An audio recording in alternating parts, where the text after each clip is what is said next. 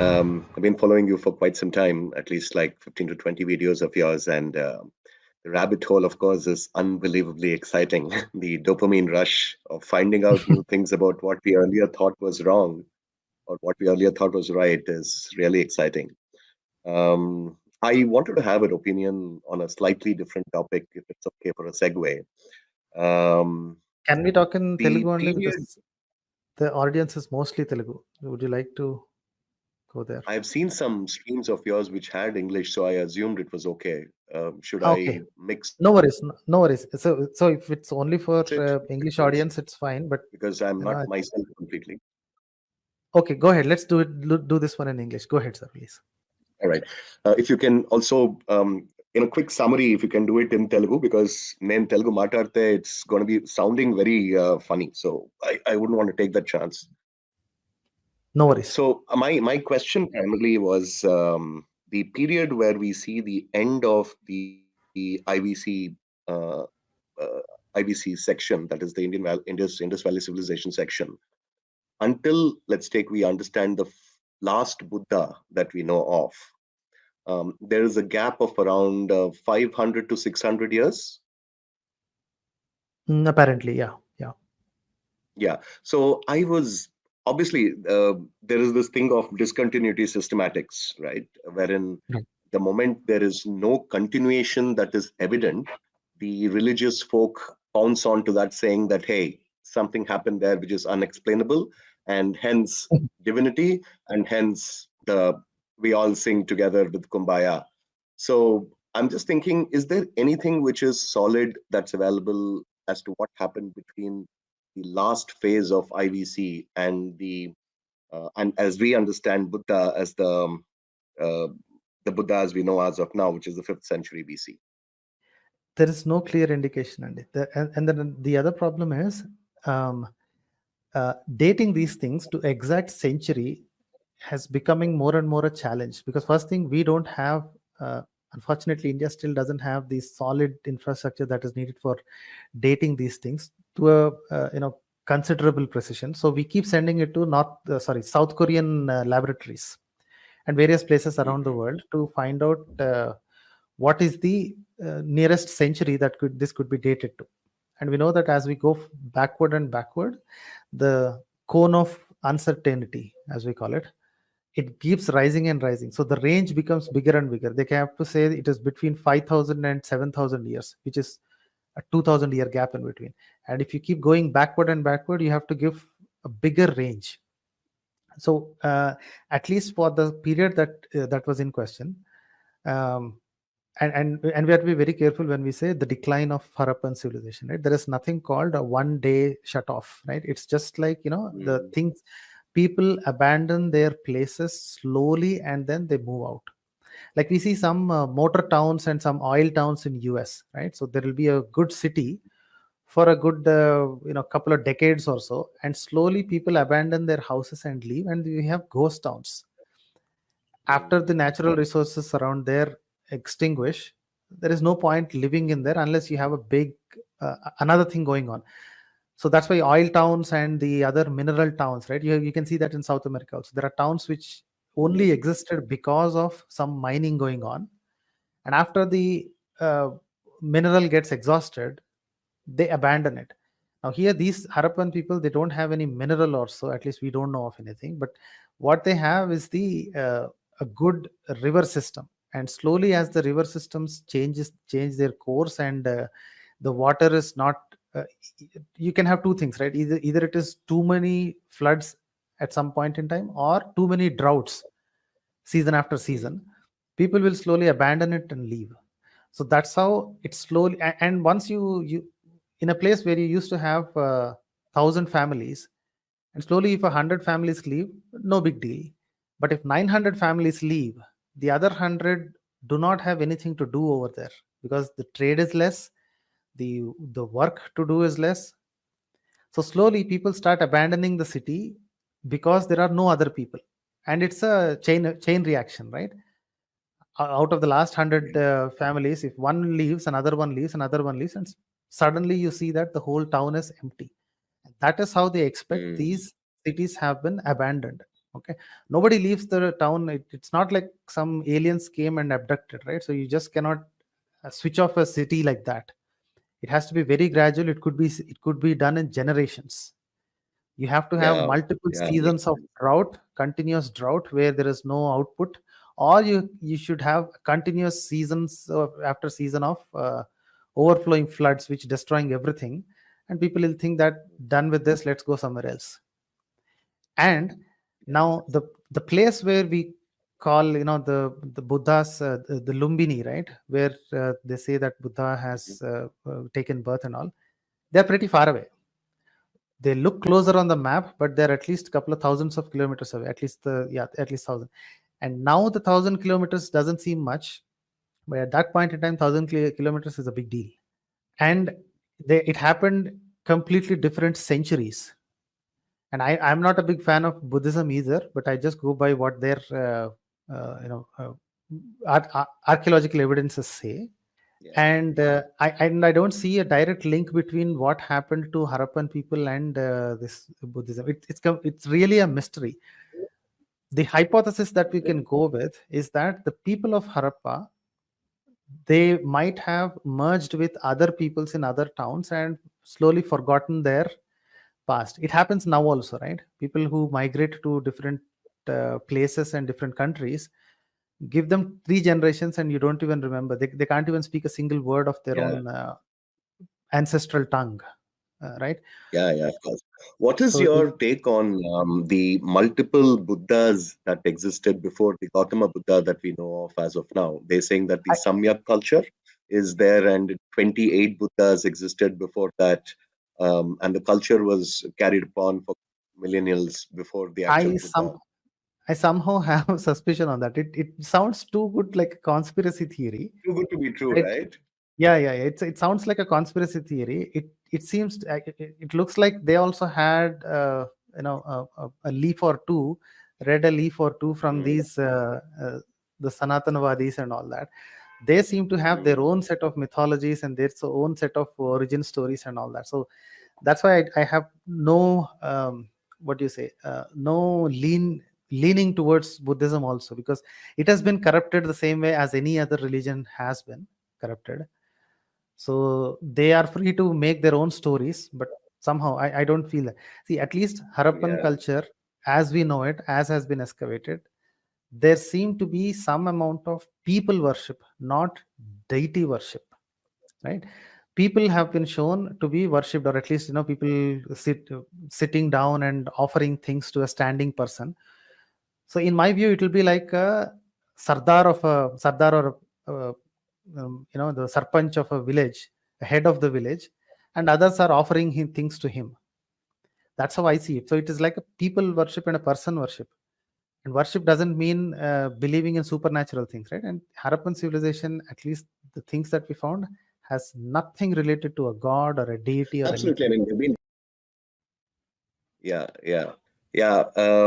One of the conversations I was having yesterday with another right winger, I came up with a line which I thought was original. I thought I'll share it with you here too. Mhm. He was talking about oxymorons. Mhm. An intelligent right winger is just not an oxymoron, but also a moron. So he took it very differently post that. So for Yeah. me, Manohar, it's always been that the second most happiest thing which happens to me on an everyday basis is when somebody proves me wrong. It's a great Yep. feeling that I've been proved wrong, because that gets me to the first point, right? The first most happiest moment is wherein I learn something new. Yes. Yes. So it's always great to know that you have been wrong in the past, and acceptance of that is the first step towards rationality, I guess. Yes. Yes. I agree with that. Wonderful, wonderful. I was reading a little bit of Noam Chomsky over the years. Mhm. He's a linguist out of Harvard and Stanford, I'm assuming. I've read 2 books of his. And Mhm. he was also talking about the evolution of lipis, the fonts, what we talk about. Mhm. And of course, Scripts. I've seen Science Journey quite a few times, and that got me into your rabbit hole as well, and hence I'm here. The evolution of the Devanagari script is so evidently 12th century, 8th century kind of a thing. And Yes. it's so difficult to associate that fact of divinity along with that lipi. And it's rather embarrassing for us to even claim that it is, right? Yep. I know what See, it is. the thing is, these guys who, first believe that ours is a very, very old, ancient, older than anybody else. There are layers of these, craziness, right? The layers of craziness. One layer of craziness thinks on the other extreme. They think that the universe began with Sanskrit and universe began with the god giving things to a couple of people and then going on. So that is the other extreme. This extreme is people who show themselves off as a educated or people who show off as erudite. These fools still subscribe to the same stupidity, but they don't say it out loud. Even their problem is the same.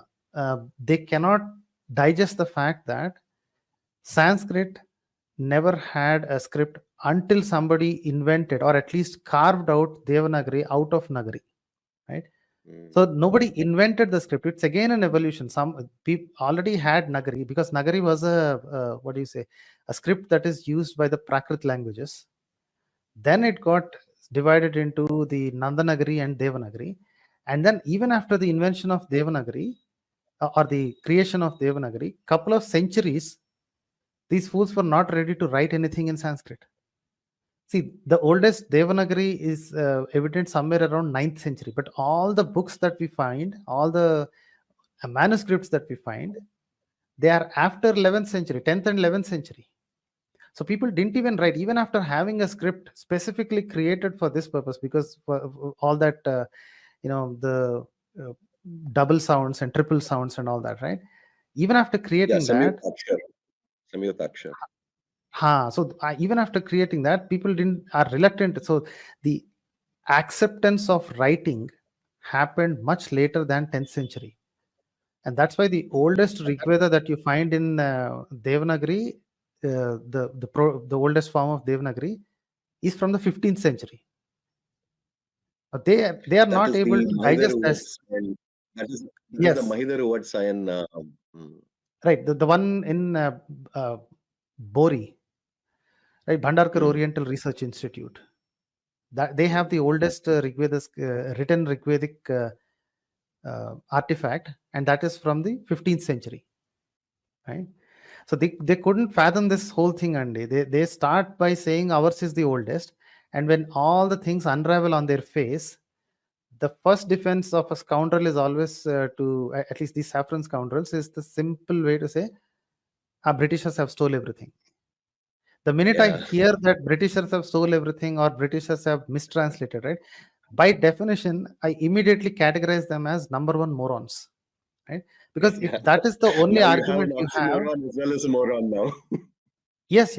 See, that's a clear indication that this fool has nothing to offer. He simply believes that British have destroyed. See, British have started archaeological survey of India. Every single artifact that was found that is of value before 1920 is done by British, right? Though the tillers and the diggers would have been Indian and whoever local people, they could have easily destroyed everything. See, and then they have this strange theory that these fellows, the Britishers, have destroyed everything that is Hindu and Sanatani, but they somehow have preserved everything that is Buddhist. How did that happen? For a Britisher, both are Indic religions and both are inferior if you want to play their tune, right? Yeah. They could have destroyed Buddhist things also. How did they preserve Buddhist and not Hindu? Right? And that too, by the time these Britishers came to this country, Hinduism was actually a thriving religion. It has the largest number of subscribers, and all of their servants were Hindus. Right? How did that happen? That they preserved everything that is Buddhist. They did not destroy any of those manuscripts, the Weber manuscript, nothing of that sort. But suddenly they destroyed everything. They stole everything and took everything of Hindu in origin. They don't even know that this is a conspiracy. It's like that Dunning, the person called Dunning says that. Dunning-Kruger. Yeah, so that's what I'm saying. So if you're an incompetent fellow, you can't even know that you're incompetent, because the skills you need to produce a right answer are exactly the skills you need to recognize what a right answer is. Right. Yeah. So to tell that I am not competent, you need some competence. These fellows are even incompetent in that. Right? Yeah. Of course, Right, I was sir. just listening to the guy behind before you, the gentleman, not sure with the name. He was talking about 1 billion words in Sanskrit, etc. Trust me, German is a beautiful language. I mean, German has almost all types of emotions what a human can go through. It has a word for it. So if you want to slap somebody on the face, there is a word for it, which most of the other evolved languages don't have. Schadenfreude Right. is one of the best words I have known from German language. And I use that a ideally lot. means, I use oh that a my lot. God, it's inherent, no, Manohar. It's there in everyone. It's just how much has to be there, uh, and just instigating that is an amazing flow of dopamine. It's brilliant. And there is no word equivalent in Sanskrit. See, the point is, I'm not trying to dunk on or dump on Sanskrit. It's about, claiming that something is superior, right? And we at least I have never said any language is superior than anybody, because each language is a unique on its own. It's a method of expression. It's a method of communication, and that's about it. But these are the people who say that Sanskrit is a God's language, and Sanskrit is good for computers and all sorts of nonsense. And that is exactly why I have to destroy the myth of Sanskrit. I have nothing against Sanskrit. I love it also. I love the way the Sanskrit sounds when I read a couple of slokas and mantras and all that.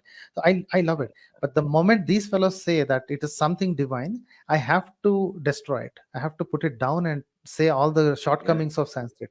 Actually, what these fools did not understand is having so many meanings of a single word is not a strength. It's actually a weakness, because people can easily misinterpret if the mood is different. And that's exactly reason why they did not write things, because written word cannot carry emotions. So these fools don't want to write anything, because each word you can have 7, 10, 20, 40 meanings. That's stupid, right? Having one or two things, you can by looking at the context around the word, you could have a better understanding. Claiming to have 1 billion words and each word having 7 meanings is the stupidest argument I've ever heard. But these people think that it is great. Why didn't you create better words? Right? There is this movie of Sacha Cohen Baron, that Dictator, where everything is his name, right? Would you? I saw that. The movie is called Dictator. Yeah, I've seen that. It's an amazing movie.